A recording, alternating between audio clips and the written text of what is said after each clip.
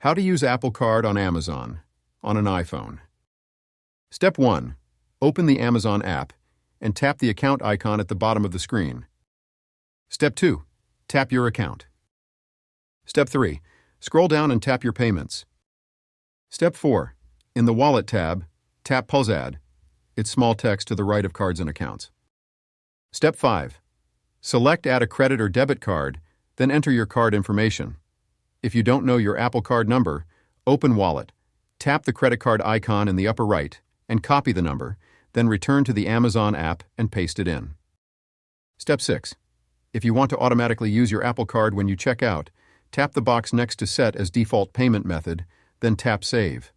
You will see a message that the payment method was successfully added. Step 7. If you set your Apple Card as the default payment method, Amazon will now automatically bill that card.